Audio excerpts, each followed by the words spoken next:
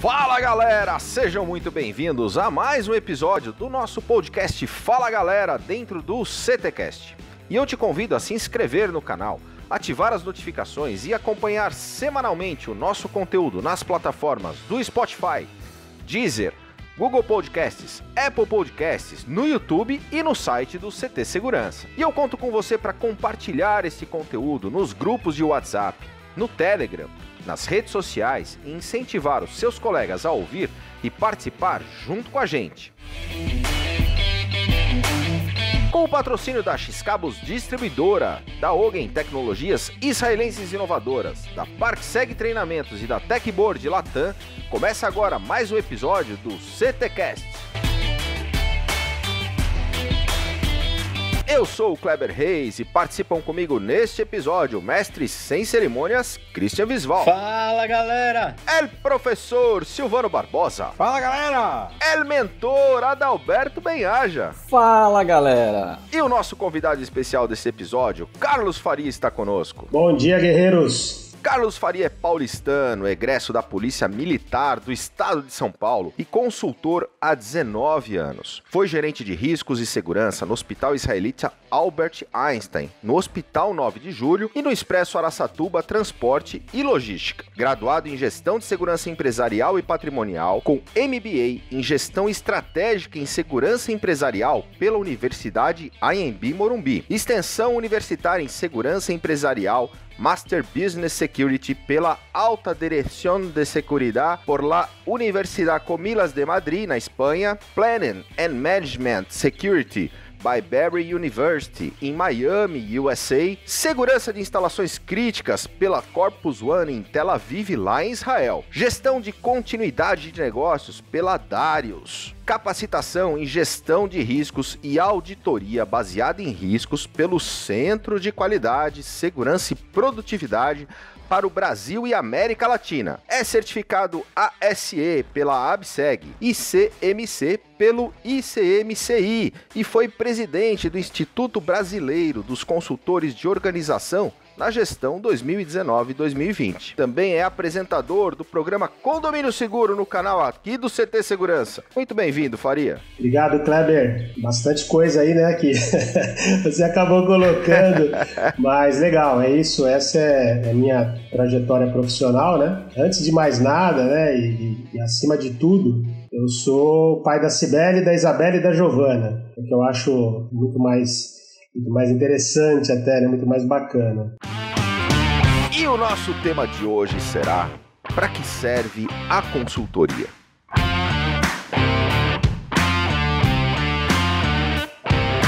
Faria, você começou a falar sobre essa tua trajetória familiar também. Conta um pouquinho para nós, para nossa audiência. Quem é o Carlos Faria? Ah, legal. Bom, para dizer quem eu sou, eu preciso dizer quem eu fui, né? Eu acredito muito que nós somos aí seres em constante mudança. Então, eu nasci no dia 1º de maio de 1970, na periferia da Zona Norte da cidade de São Paulo. Eu gosto sempre de enfatizar um pouco isso, né? Porque 1º de maio é o dia do trabalho. E eu me identifiquei muito com isso. Eu era um garoto da periferia de São Paulo, aqui da Zona Norte, que é uma região das mais antigas da cidade, né? E eu vivi aí as maravilhas e algumas agruras dos anos 80, né, Kleber? Então eu nasci em 70, aí a partir dos anos 80 eu já era pré-adolescente, então curti muito aí o movimento New Wave, rock nacional, calça xadrez, né? O tênis da Adidas, né? Aquele que a gente desenhava neles, né, Silvano? Não me coloque junto com isso, por favor. Arrasou com o Quixute, né? Mas o Quixute era Quixute Bamba era o que tinha, né? Mas o Quixute já era anterior a isso, né? É anterior, era na infância. Na infância. Deixava o pé torto, mas era bom de dar aquelas bicudas. É, isso aí. Então eu aproveitei muito os anos 80, né? Também teve outros eventos, abertura política, né?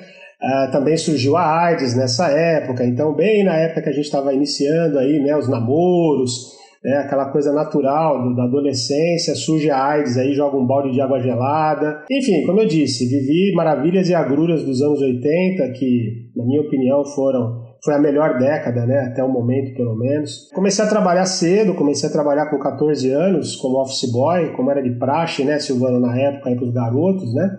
existia uma atividade chamada office boy, que hoje são os motoboys, né? Mas também fui balconista de loja, fui gráfico, trabalhei bastante em gráfica. E aos 19 anos ingressei na PM, como o Kleber já anunciou, né? O que hoje eu acho um absurdo, né? Aos 19 anos você dá uma viatura e uma arma para um garoto, né? Um jovem, eu acho... Na época eu adorava, mas hoje eu acho isso muito precoce, né?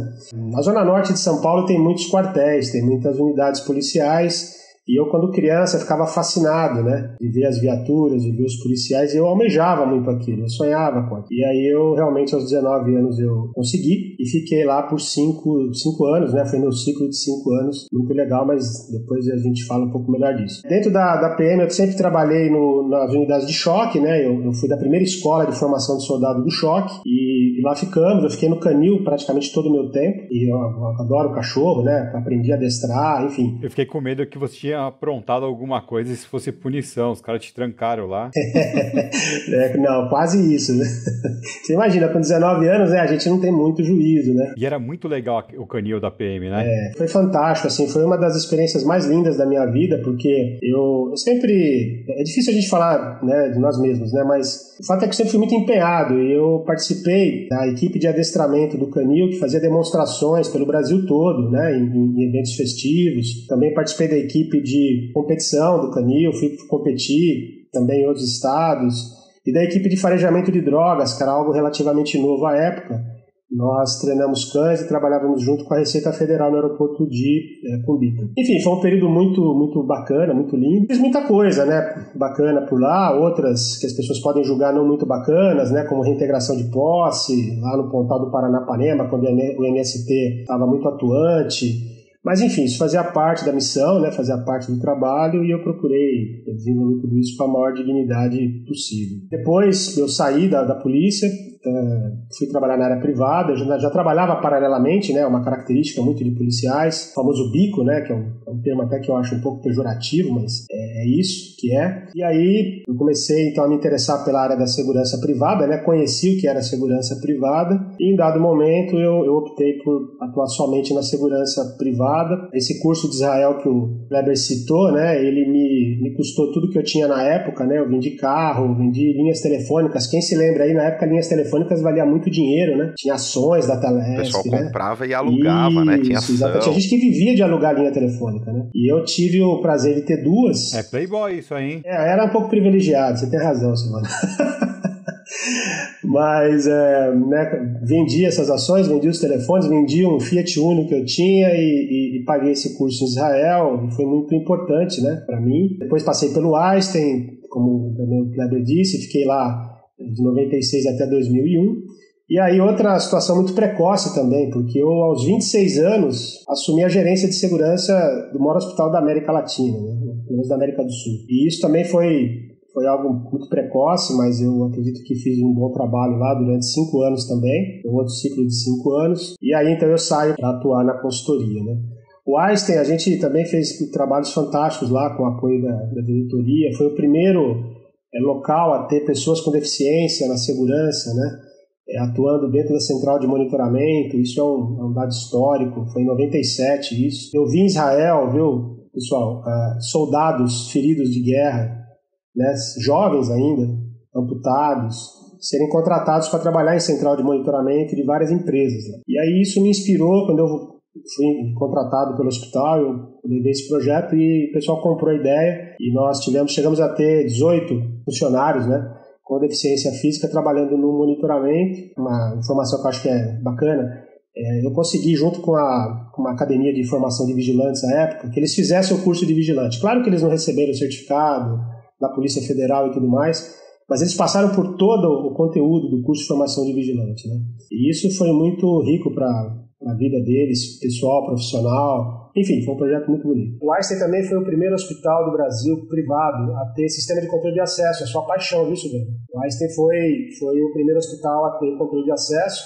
Era um tabu na época para os hospitais, né? Eu cheguei a sofrer uma bronca da diretoria quando eu propus isso, porque era impensável, né? Você ter catracas em hospitais à época, mas depois eles concordaram e isso foi implementado e existe até hoje. Depois todos os outros hospitais de São Paulo, eu desconheço algum hospital paulista que não tenha sistemas de controle de acesso. Foi uma época bastante tumultuada também, assim, porque tivemos o 11 de setembro, né, em 2001, os atentados às Torres Gêmeas, e como entidade judaica, o nível de atenção, de preocupação foi muito grande naquela organização. Mas, enfim, para resumir, o Einstein foi a minha maior escola profissional. Eu fui muito feliz naquele local. E, para finalizar, na consultoria, já atendi aí mais de 350 organizações nesses 19 anos, vou completar 20 anos agora em agosto, 20 anos exclusivamente atuando na consultoria. Eu tenho clientes há 18 anos, 15 anos, 10 anos que estão ativos comigo ainda, em todo esse período, isso é algo raro, principalmente na consultoria.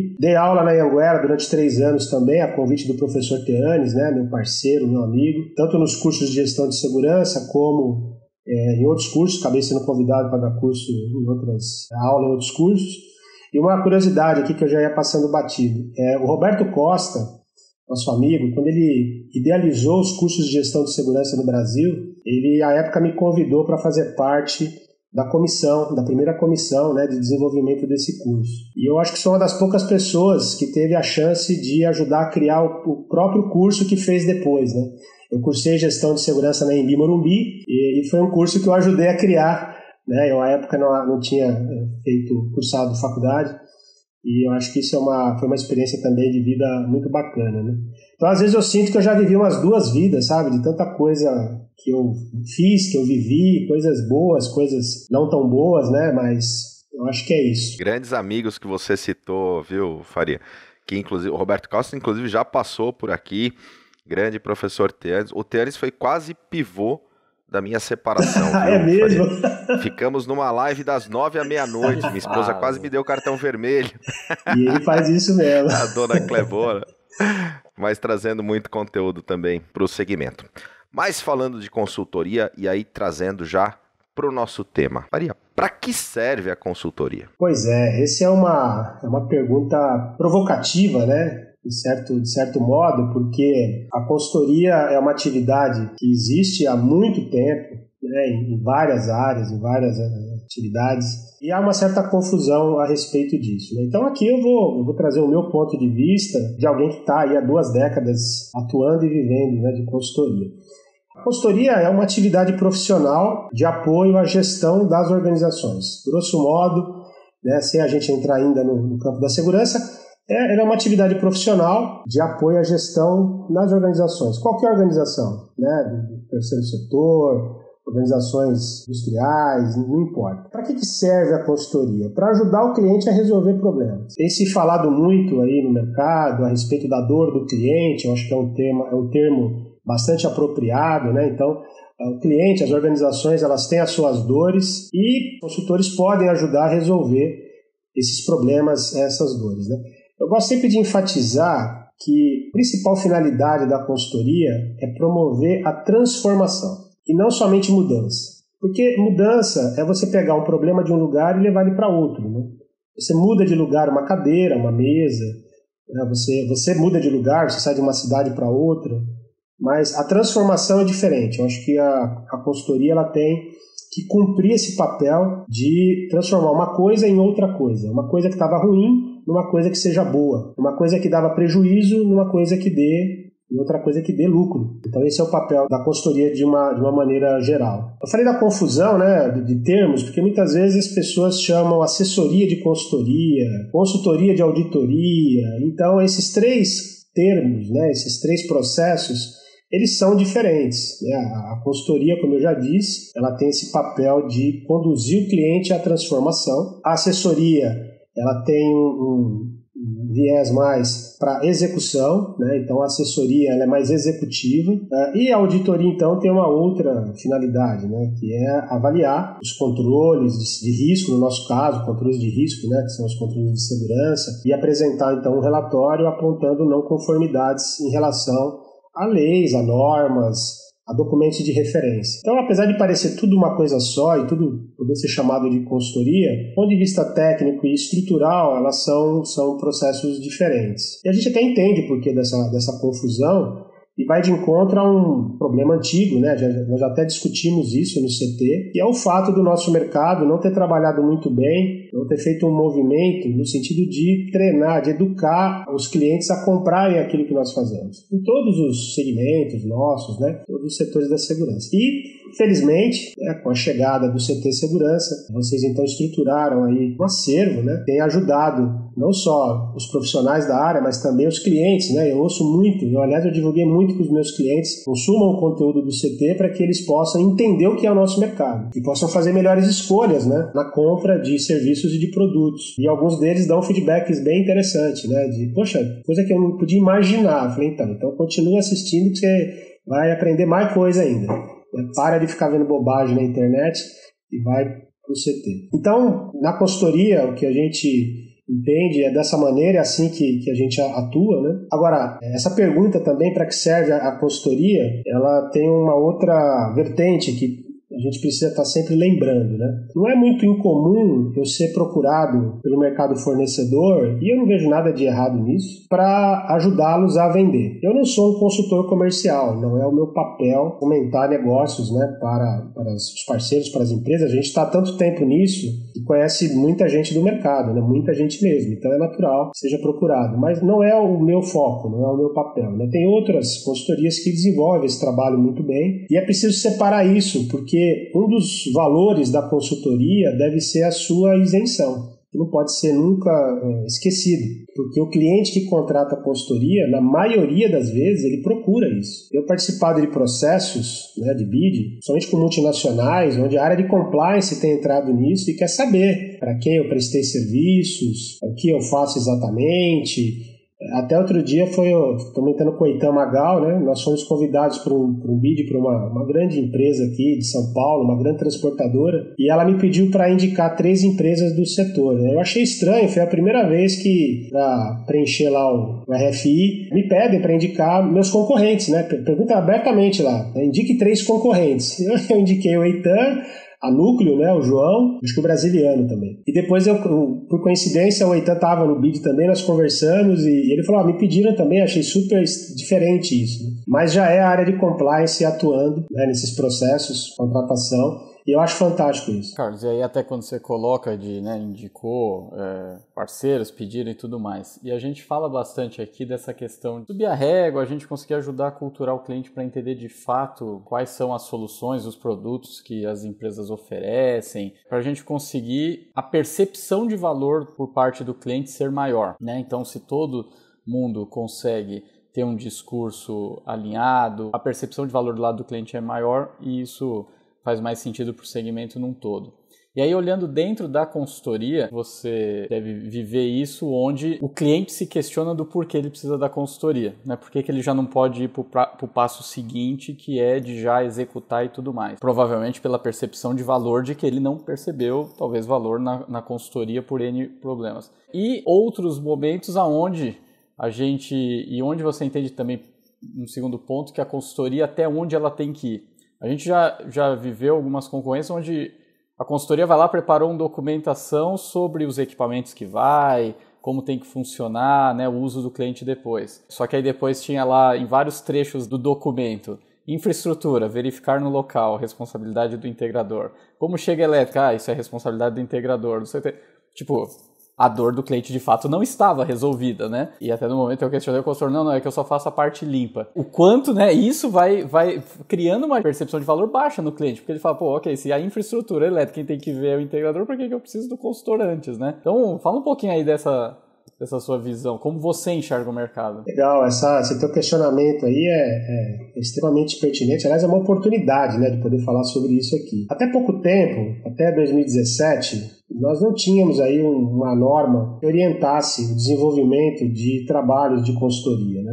E aí a ISO, em 2017, publica a ISO 20700, que é a ISO das diretrizes para a contratação de consultoria. Como toda norma ISO, ela é genérica, ela é ampla e abrangente, Então ela trata de qualquer tipo de consultoria. Mas essa norma, ela traz uma série, como ela se propõe, né, uma série de diretrizes para tentar organizar e ajudar tanto os consultores como as empresas que contratam serviços de consultoria para ter uma linha, né, uma estrutura. E essa norma ela bebe de várias fontes, né, uma delas do PMI, então do conceito de gestão de projetos, onde a gente já tinha visto lá que o ponto mais importante é a definição de escopo. E definição de escopo é uma arte, né? Acho que caberia talvez aí até algum dia algum programa que falasse sobre definição de escopo de projeto. É uma arte, porque tem tudo isso que você falou e uma série de outras armadilhas, né? Se é que eu posso chamar assim, que se não tomar cuidado, a gente acaba sendo envolvido nela. Então, acho que o primeiro passo é a elaboração de um escopo muito bem definido, muito bem detalhado para evitar interpretações. E aí, Adalberto, que eu vou te falar, cara, nesses 20 anos,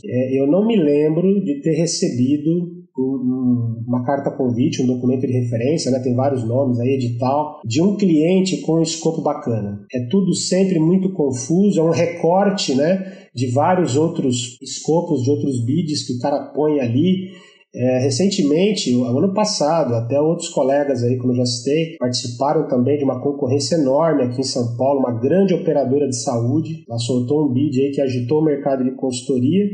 Mas quando eu li, eu vi que na verdade não era um serviço de consultoria que ela queria terceirizar, né, uma parte do departamento de segurança que tratava de fraudes, de auditoria, desse tipo de coisa. Então eu declinei, porque não é a minha área, e muita gente declinou também. Então o que você falou aí a respeito do escopo, ele é fundamental. Como eu disse, hoje nós temos uma norma, essa norma é muito bacana, ela não é ainda a BNT, é uma norma que não foi trazida, né, não foi nacionalizada, mas é uma norma muito boa, que ajuda a definir tudo que você falou. Inclusive ela traz, Adalberto, um ponto fundamental. Quando você contrata uma consultoria, né, a gente está falando aqui de transformação e tal, como é que eu mensuro se a transformação foi ou não efetivada? Porque há certas ações propostas pela consultoria que elas são imediatas, ou elas são de curto prazo, mas tem outras que o resultado pode ser de médio ou longo prazo. Como é que fica isso? Será que nós vamos colocar no escopo um acompanhamento,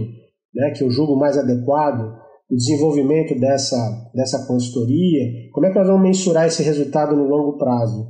Vamos imaginar que a transformação proposta vai surtir efeito daqui a 12 meses. Qual vai ser a métrica para ver se isso foi cumprido ou não? Aliás, há contratos que o pessoal costuma chamar de contrato de risco, onde parte da remuneração da consultoria é com base no atingimento de resultados. Ele tem ali um FII ali inicial, uma ajuda de custo, vamos chamar assim, mas o pesado mesmo vem depois, quando o resultado é atingido. Eu vou dar um exemplo aqui que aconteceu há muitos anos no Brasil, que era no mercado, na indústria de tabaco, né? Então a gente sabe que nos anos 90 o roubo de cigarro era algo quase que diário aqui em São Paulo, no Brasil. E aí uma consultoria foi contratada para desenvolver um projeto para uma fabricante de cigarros e desenvolveu esse projeto. E a remuneração dessa consultoria ela era baseada no percentual de redução das perdas. Bacana. Isso funcionou bem o primeiro e o segundo ano. Depois que as perdas chegaram em níveis aceitáveis,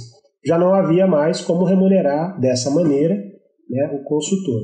Então, sintetizando, eu acho que tem que definir muito bem no escopo tudo aquilo que é de responsabilidade da consultoria, sempre tomando cuidado de não imputar a ela, né, ou a ele, ao consultor, responsabilidades que não lhe cabem. Eu acho que isso tem que ficar muito claro. Eu vou até te falar uma outra curiosidade, né? Houve uma ocasião que um cliente me contratou para desenvolver o edital de concorrência para a contratação de consultoria. Mas tinha um detalhe, eu não poderia participar do certame, por uma questão de conflito de interesse. Como fui eu que escrevi o escopo, então eu ficaria fora. Tudo bem, eu concordei, eu fiquei fora, mas fui eu que escrevi aquele edital de concorrência. Faria, e é bem interessante quando você traz essa jornada completa, né, de você poder acompanhar o processo, porque a gente vê, principalmente na área de condomínios, muitas vezes há um desvio de execução com base naquilo que foi planejado e orientado pela consultoria. E aí só volta novamente a ser questionado quando tem um evento, quando tem uma situação que aí alguém da administração busca quem foi o consultor que fez esse projeto, que orientou dessa forma. Aí quando você vai ver, o que implantou não estava de acordo com aquilo que foi planejado inicialmente. Ah, mas isso aí acontece com frequência, viu? Você desenhou banana, quando o cara te chama lá, plantar abacaxi, entendeu? Isso acontece. Onde que você entende? Porque quando a gente faz, por exemplo, a gente está acostumado, quem mexe muito com predial, por exemplo, né, com torres corporativas, entram em cena aqueles projetistas, né, as empresas de projeto, que a construtora vai lá, contrata, o cara desenha todo o projeto, ajuda a fazer a famosa vendor list, que é a lista de produtos que estão habilitados a funcionar ali, são consultados durante todo o processo. Então, toda vez que eles estão abrem a cotação de vendas, eles são consultados para ver se está dentro do escopo, e eles também são contratados na sequência para fazer o chamado comissionamento. Eles acompanham a obra, eles fazem o comissionamento da obra, não só para ver se está tudo indo nos ditames daquilo que foi planejado, mas também até porque o pagamento é feito na medida que ele vai entregando, né, isso tudo. Será que não é a hora da gente conseguir dar um jeito de incorporar essa prática para dentro do segmento também de condomínios? Eu acho que sim, aliás, eu tenho certeza que sim. Agora tem uma curiosidade, Silvano. Uma ocasião eu fiz uma proposta para um cliente, era o desenvolvimento de uma avaliação de riscos, de um plano diretor de segurança. Tinha dentro desse plano diretor um projeto técnico, e eu coloquei na etapa de assessoria, né, eu faço 2 assessorias para o cliente, uma de contratação e a outra de implantação. Na proposta de assessoria de implantação, eu coloquei, né, a atividade de comissionamento de obra. E o gerente lá do cliente, né, ele me ligou querendo saber o que era aquilo, se eu ia receber comissão do integrador, né? Ou seja, um problema de interpretação do que vem a ser o comissionamento de obras, né? Eu não tenho formação em engenharia, né? Eu tenho na minha equipe um engenheiro, mas a gente é curioso e vai aprendendo com o passar dos anos, né? São bastante tempo na estrada aí. E ele não entendia o que eu queria dizer com comissionamento de obra. Eu até parei de usar esse termo nas propostas, né? Porque ela suscitou esse tipo de dúvida algumas vezes. Mas eu digo que sim, eu tenho insistido para fazer isso. Nas propostas de projeto, de implantação de projeto, eu coloco, né, no escopo atividades de verificação, né, eu mudo um pouco o termo de verificação do andamento das obras, eu determino alguns marcos de fiscalização, os pagamentos são feitos por medição, então a gente também ajuda a fazer essas medições para poder liberar pagamento. Eu trabalho com incorporadoras às vezes, né? E as incorporadoras já têm processos mais maduros. Agora, Silvano, com certeza a gente deveria, talvez até, em primeiro lugar, instruir, né, os consultores, os projetistas, quem trabalha com isso, para que então eles possam levar isso para dentro do mercado. Não é incomum esses desvios de projeto, tá? Às vezes, esses desvios são impossíveis de serem corrigidos. Eu vou dar um exemplo recente de um projeto de blindagem arquitetônica de uma portaria em um condomínio muito de alto padrão, e eu faço sempre os desenhos, né, não só de planta baixa, mas eu faço detalhamento, corte, elevação, enfim, eu procuro fazer com cotas o mais detalhado possível. E a empresa que foi contratada executou de maneira diferente. Quando me chamaram para ela validar, eu não validei, eu falei, tá errado. Mas agora não dá para demolir e fazer de novo. Eu falei, bom, esse não é um problema meu, é um problema de vocês. Se o cliente aceitar da maneira como está, ok, ele vai ter que aceitar isso por escrito e tudo bem. Eu vou validar um projeto que vocês fizeram desvio sem consultar o projetista. Eu como trabalho também bastante em condomínio, Silvano, às vezes, eu estou com um caso agora, tá? Eu tenho um Alphaville, um cliente que é um Alphaville, ele decidiu demolir as portarias para poder construir novas. Poxa, você tem que consultar, né, a Alphaville Urbanismo, você precisa pedir autorização para eles para poder fazer essa alteração. Não é chegar lá, derrubar, fazer outra portaria, porque você está ferindo o direito autoral do projeto, né? Então, acho que tem toda uma maturidade aí, mas sem dúvida é o ideal. Momento mergulhando no conhecimento.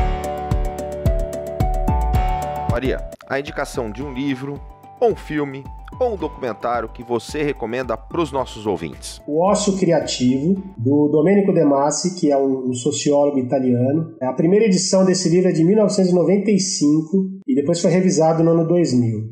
Esse cara é um visionário, porque em 95 ele falava de teletrabalho, né? Não se usava o termo home office, mas ele no livro fala diversas vezes do teletrabalho. A internet era algo relativamente recente, né, na sociedade, restrito ainda aos Estados Unidos, à Europa, mas ele já falava muito disso. É claro que ele fala, né, do ponto de vista mais conceitual, ele não entra muito nessas questões técnicas, mas por que esse livro é marcante para mim? Eu recomendo para todo mundo, né? Porque ele acendeu uma luz muito forte para mim em relação à minha carreira, né? O que eu estava fazendo. Em 95, quando ele publicou o livro e eu comprei e li, eu já estava lá no Einstein, né? Eu estava trabalhando no Einstein, e eu sou muito inquieto, assim, minha vida é meio marcada por ciclos de 5 anos, eu não sei exatamente por quê, mas são ciclos de 5 anos, quando não são 5 anos, dá 10, dá 15, dá 20, mas é sempre múltiplos de 5, né? E assim, esse livro, então, foi muito marcante para mim. E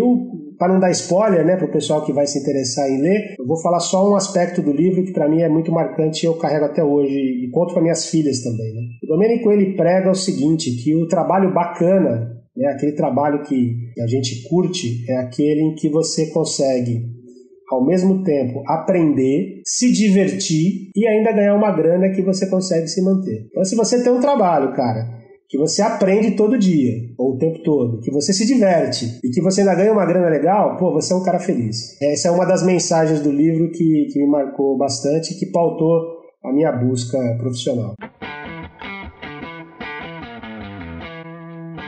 Momento Passo do Gigante.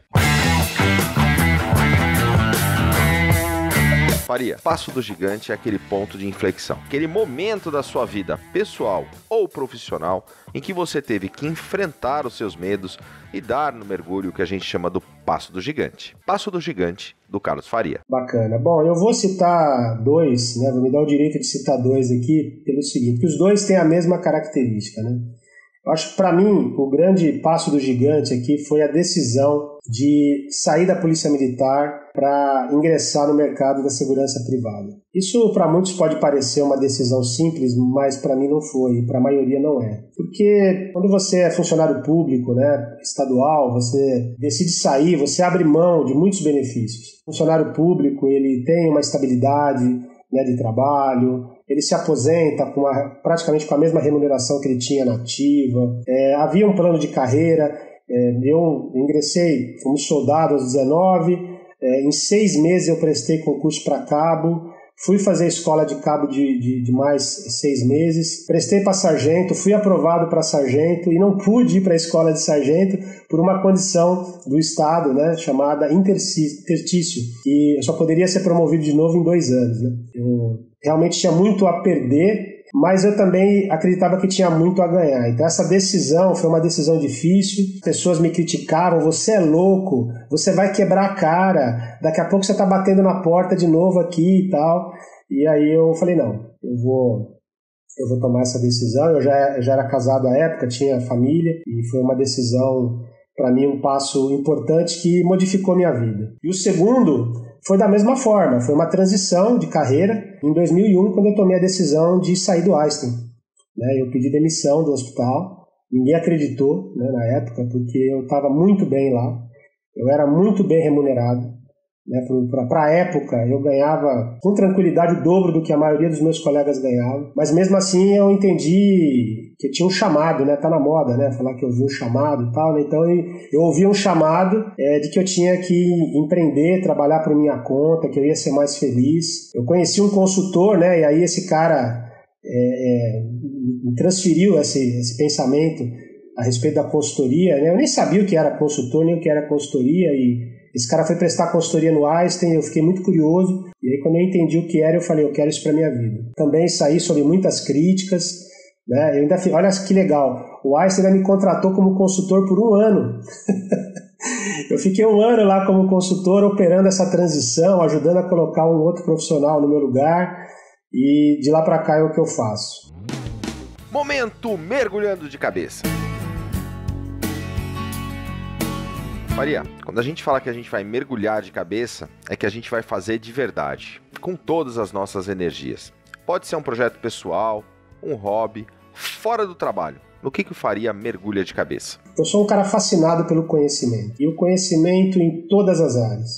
Eu sou muito curioso, desde criança Eu tive a sorte, né, de ser presenteado com livros, apesar de ser de família muito humilde, né, minha mãe foi empregada doméstica a vida inteira, meu pai era marceneiro, mas sempre me deram muitos livros em casa, na casa de parentes, eu sempre fui muito curioso. E o que eu mergulho de cabeça é nisso, em pesquisar, em estudar, não necessariamente para o trabalho. Eu sou um viciado em YouTube, eu sou viciado em canais como Casa do Saber, Café Filosófico, Nova Acrópole, o TED. Eu consumo isso assim, como água, vocês não têm ideia, né? Eu gosto muito de filosofia, né? Eu acho que a filosofia ela me ajudou muito a me esclarecer em alguns pontos, principalmente em situações críticas da vida que todos nós temos, né? Mas então é isso, onde eu mergulho de cabeça é na busca por conhecimento. É claro que isso acaba ajudando vez ou outra, né? Ou muitas vezes no trabalho, mas não é esse o intuito, não. O intuito é realmente me conhecer melhor, ajudar pessoas, né? Permite que eu ajude pessoas a crescer, até por meio de aconselhamento voluntário. Muita gente me procura para conversar, para pedir conselho, né? Então, eu acho que isso me dá bastante base para ajudar pessoas. Ô Carlos, com todas essas mudanças que a gente tem vivido, né, tanto dentro do segmento, com os acontecimentos mundiais, transformação digital, evolução das tecnologias, e aí a gente vê às vezes, né, o fabricante querendo fazer o papel de revenda, o integrador o papel de distribuidor, o distribuidor o papel de fabricante. Onde entra o consultor nisso? O que o consultor vai querer fazer de papel aí? Ou como você vê o consultor ou sendo esmagado por algum desses processos ou não?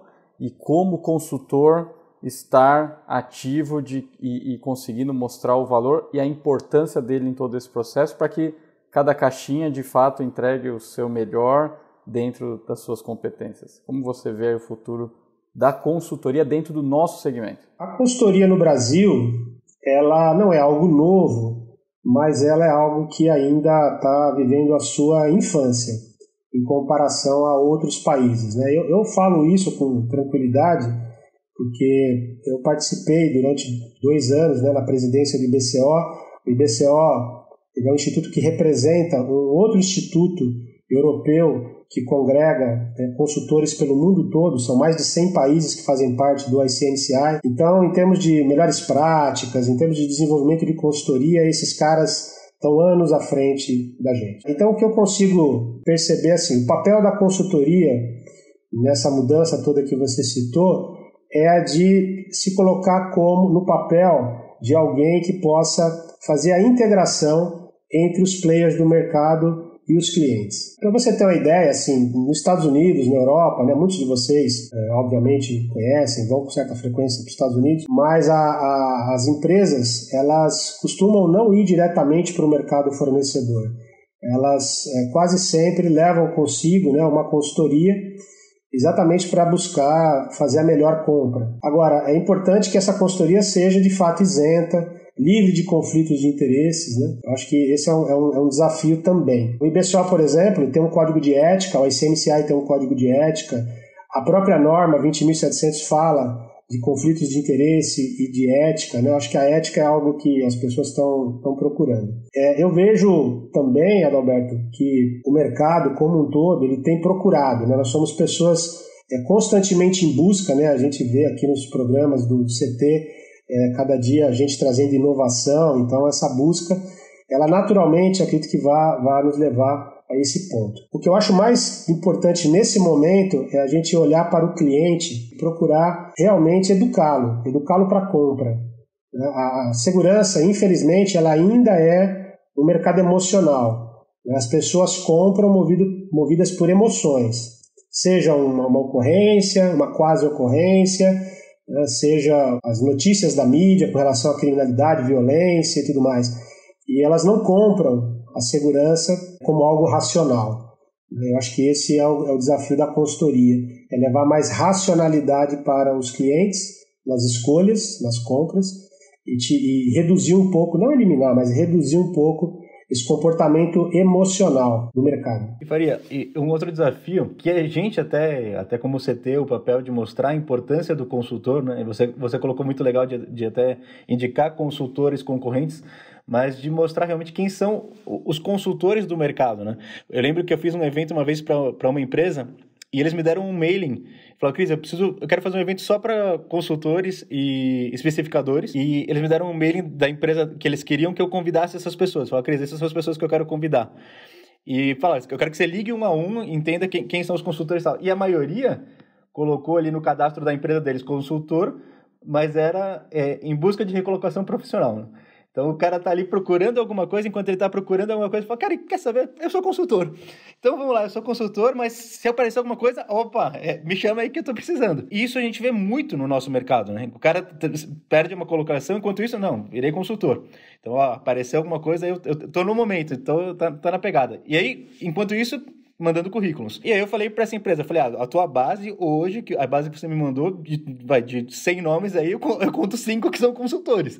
Porque eu falei com eles, iriam mandar currículo para a empresa de vocês. E aí foi um evento bem menor do que eles imaginavam. Mas isso acontece muito, não só no nosso mercado, mas em vários mercados, né? Agora, como trabalhar isso, até do consultor do Google, né? Eu quero falar, não, eu tenho experiência porque eu tenho meu certificado ali pelo Google dos vídeos que eu assisto, de tudo isso, ou o cara fala, realmente eu sou consultor de segurança, estudo para isso, tenho clientes, tenho projetos e deixa eu te mostrar meu portfólio aqui. A importância de mostrar isso e educar o mercado e até para quem realmente quer ser consultor. Verdade. Cris, olha, você tocou num ponto aí fundamental, né? Eu até entendo, sim, que nossos colegas profissionais, quando eles estão no momento de transição, né, de empresas e tal, muitas vezes, para não ficar parado, ele se apresenta como consultor, né? E tem até um termo que é curioso, o pessoal fala, estou dando umas consultorias por aí, eu brinco e falo, não dá não, cara, vende, porque consultoria cobra, porque consultoria é trabalho, você precisa cobrar, não dá não, venda, né? Mas eu entendo isso. Agora, por outro lado, de fato, o que você disse é bastante complicado, porque inclusive eu já escutei cliente que falou, olha, o consultor abandonou o trabalho aqui porque ele arrumou um emprego. Então, ele estava prestando a consultoria, ele arrumou uma colocação, teve que fazer uma escolha, optou pelo emprego e abandonou o cliente, né? Agora, vamos lá, é o que você disse. Como que eu sei se o camarada é um consultor ou não, se é uma empresa de consultoria ou não, né? Tem algumas pistas, né, que a gente sempre passa para o cliente. Em primeiro lugar, para atuar como consultor, como toda profissão, você precisa de algumas competências, né? O ICMCI, ele definiu 3. O consultor precisa ter competência técnica, ele precisa saber, né, ter conhecimento, formação sobre aquilo que ele se propõe a falar. Ele precisa ter competências comportamentais também. Tanto a questão ética que eu venho insistindo, como também saber lidar com o cliente, né? Às vezes eu ouço clientes reclamarem que o consultor bateu de frente, né? O consultor quis impor a sua vontade, né? O consultor quis decidir para o cliente. E a gente não está para isso, né? Então, ele contratou um chefe, não contratou Ele contratou um chefe, exata, perfeita definição, né? Então nós precisamos ter competências comportamentais, saber lidar com gente de todo nível, de todo tipo, né? E é curioso, porque quando eu converso com um gestor, por exemplo, de recursos humanos, as preocupações de risco dele são absolutamente diferentes do CFO da companhia, que está olhando a questão financeira. Já o gestor de marketing e vendas, ele também tem outra preocupação, que é a imagem da companhia, né? Então eu preciso ter uma linguagem, uma abordagem adequada para cada um desses players que eu estou conversando, né? E a última competência que eles pregam é a competência de negócio, né? Não é incomum a gente ser procurado por consultores que estão começando, olha, como é que eu faço uma proposta, né? Como é que eu faço o contrato? Ele tem um cliente lá que pediu uma proposta e não sabe nem como compor a proposta. Então é preciso desenvolver competências de negócio, entender o que é um negócio de consultoria, né, para que ele possa ter êxito, tá? Ô Carlos, eu acho que aí cabe uma pergunta muito importante. A gente tem esses problemas, né, aqui no Brasil, do cara que está desempregado, ele coloca alguma coisa que ele é, enquanto está nesse meio termo. Mas se eu quero decidir ser um consultor, o que o consultor tem que ter? Porque você falou algumas características, né? Mas qual o objetivo? O que o cara quer ser consultor? Fala assim, eu quero ser consultor para isso. Eu posso dizer, né, da minha experiência é o seguinte. Quando eu decidi, então eu estava lá no hospital e decidi ser consultor, como é da minha natureza, eu fui procurar se tinha curso, se tinha formação, se tinha literatura, o que é que tinha a respeito disso. E na época eu conheci um cara fantástico, né? Infelizmente ele já não vive entre nós, o nome dele era Dino Moxani. O Dino, ele é praticamente o pai da consultoria no Brasil. E reconhecido por todos, tá? O Dino foi executivo de empresas, tá? E a certa altura da vida dele, ele decidiu atuar como consultor e ele criou um curso de formação de consultores. Após o falecimento dele, a filha dele está tocando a empresa, já está na edição número 200 e pouco esse curso, e eu fiz esse curso pro cara. E o cara é fantástico, assim, eu fiz um curso final de semana inteiro, foi muito legal. É claro que um curso de 16 horas, né, de 24 horas não te habilita para ser consultor, não é isso. Mas ele começa a te mostrar caminho. Aliás, o livro dele chamou Caminho das Pedras, né? Ele começa a te mostrar alguma coisa. E depois disso eu fui buscar literatura, encontrei poucos autores nacionais, né? O professor Djalma é um deles aí que tem livros publicados. Depois encontrei alguma literatura americana. Então você não tem muito material para você pesquisar. Tem que realmente ir pegando. O que é mais importante, Silvana, na minha opinião, né? Há uma vertente aí que diz o seguinte: a idade não importa, o cara pode ter 22 anos e ser consultor. Eu não discordo, mas porque o que importa é o conhecimento dele. Se ele é aos 22 anos, ele é um cara que domina uma determinada área do conhecimento, algum tema, alguma coisa, o cara realmente ele pode prestar consultoria sobre aquele tema que ele domina. Mas tem outras questões. Então, o que eu costumo dizer é o seguinte: consultores júnior e consultores plenos devem, obviamente, participar dos projetos. Mas a liderança de um projeto de consultoria grande tem que ser por um consultor sênior. Um cara que já experimentou muita coisa, que já errou, que já apanhou, que já teve que consertar, enfim. É uma questão só da liderança. E hoje você tem algumas outras fontes. Eu citei o IBCO, citei o ICMCI. Aliás, ele tem uma certificação para consultores, né? Tem aí internet hoje com os acervos de vídeos que falam sobre consultoria. Então, hoje tem mais fontes de consulta. O cliente, quando ele decide contratar uma consultoria, ele tem caminhos aí que são caminhos convencionais, né? Por exemplo, é comum eu participar de BID que o cliente pede atestado de capacidade técnica.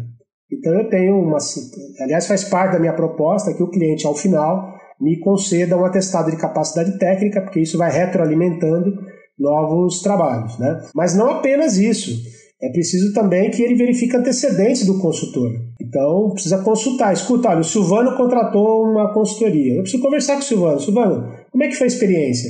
Foi boa, foi ruim, entregou o que prometeu, sabe? Como qualquer outra coisa que a gente o serviço que a gente vai contratar. Porque a consultoria, só para eu não me estender tanto, ela é uma contratação de muita confiança, porque a empresa vai abrir informações para o consultor que elas são estratégicas. Eu assino muita NDA, né? São termos de confidencialidade nos clientes. Às vezes eu assino termo de confidencialidade para dar proposta.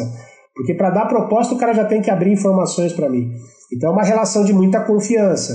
É preciso que o cliente saiba muito bem quem ele está colocando dentro da empresa. Eu já perdi contrato porque trabalhei para o concorrente. Quando ele viu no meu portfólio que eu tinha trabalhado para o concorrente dele, ele falou: olha, pelas nossas regras aqui você não pode trabalhar para a gente. A regra é regra, né? Para quem deseja... Aliás, me lembrei de uma coisa agora. Muitos anos atrás, houve uma tentativa, acho que foi a IBAN, tentou criar uma pós-graduação em consultoria e auditoria de segurança. E acabou não conseguindo formar turma. E depois nunca mais ninguém tentou também. Então, me parece que isso é algo ainda um pouco tabu, né, no mercado educacional. Criar algum tipo de pós-graduação para isso, porque tem esses pressupostos aí de que o cara tem que ser muito sênior, tem que ser cabeça branca, né? Tem que ser barba branca, né, Silvano? Então... Eu posso ser consultor. Claro, sem dúvida. Tô habilitado. Já tá, tem a barbinha branca. Faria, quem quiser entrar em contato com você, faz como? Olha, o meu endereço de e-mail é faria, no singular, @carlosfaria.seg, de segurança.br. Essa é a maneira mais fácil de entrar em contato comigo. Faria, super obrigado pela sua participação aqui no nosso podcast CTcast, com uma grande responsabilidade, né? Um episódio falando, né, trazendo essa condição, desmistificando a nossa consultoria. E obrigado para você também da audiência que está conosco todas as semanas com episódios inéditos aqui no Fala Galera!